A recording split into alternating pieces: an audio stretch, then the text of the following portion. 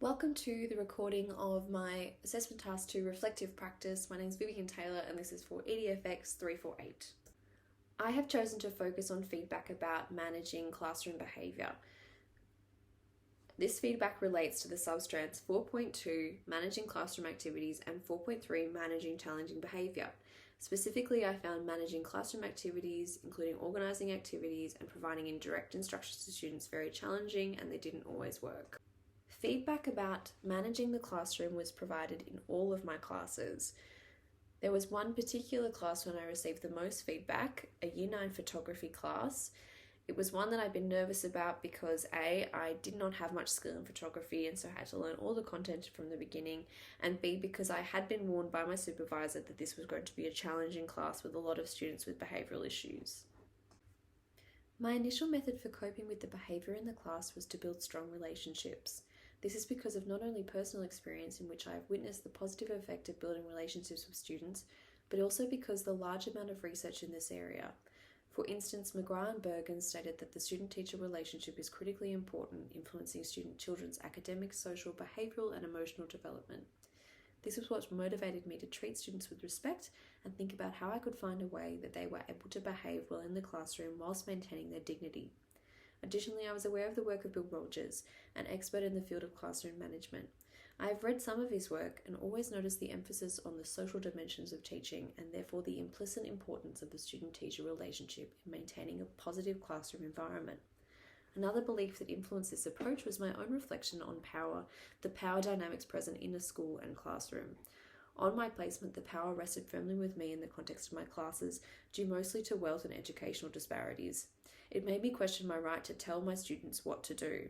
These ideas have been born from discussion with my peers and friends, but also the Educational Psychology for Teaching and Learning book, when the authors question who has the power to determine how children behave, and also how should this power be used. My original approach was not effective for many reasons. One of them was the lack of respect that I permitted my students to show me. Rogers discusses this through the idea of teaching rights in the classroom. He states that when discussing student rights and the ways in which they deserve to be treated, there must be a parallel discussion about their obligations to uphold the rights of their peers and their teacher.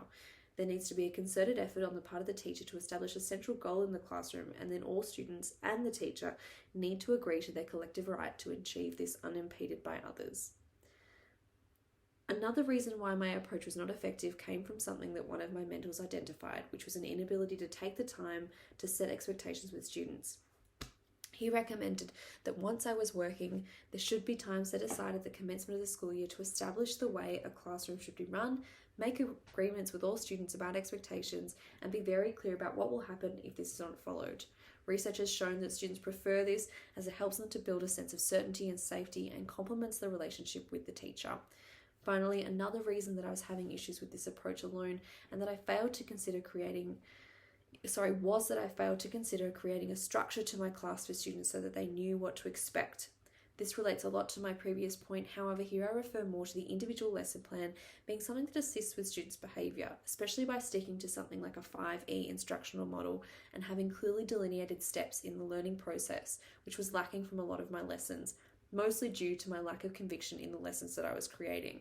However, creating and sticking to a lesson routine is not only helpful to manage behaviour, but it assists those greatly who have diverse learning needs and therefore is incredibly important for all aspects of learning. Additionally, specific strategies to implement during a lesson were lacking, such as incorporating simple tactics to regain attention in the classroom, and I learnt through observation and experience that this was vital. Whilst I was not able to set aside a whole lesson to create expectations or set up the disciplinary structures for students, I did have a chance to implement most of the other strategies.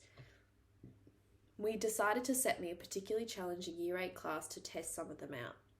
Firstly, I used the instructional model to create a highly structured lesson, which was very effective as students clearly knew what was required of them, as you can see from the work they created, which featured on this slide, which is of a high quality. To regain attention, I also used the technique of counting down from 5 and pausing. Rogers goes into detail about the effectiveness of the pause, and I was able to see this in their attentiveness during the lesson. Finally, there was an incident where I had to be very professional. Unfortunately, one of the students did a drawing of a swastika during class, and I thought quickly about how I could approach this with my new strategies. I decided to ask them to remove it and from their book politely and calmly, and then asked them if they thought it was appropriate, and they responded well as we discussed the implications of their choice. They then drew over it and apologized. This approach was influenced by the discussion above, knowing my place as the leader of the classroom and understanding the rights of the student in the context of the classroom. I felt it was an example of my ability to synthesize my values about student respect, in that I didn't immediately jump to the conclusion that they were a bad kid who needed to be punished, and I maintained that the classroom was not an appropriate place for this because it disrespected me and the other students. My mentor and I discussed this after, and we were pleased with the result. Thank you very much for watching. Hopefully this has demonstrated that I am working towards the standards of 4.2 and 4.3.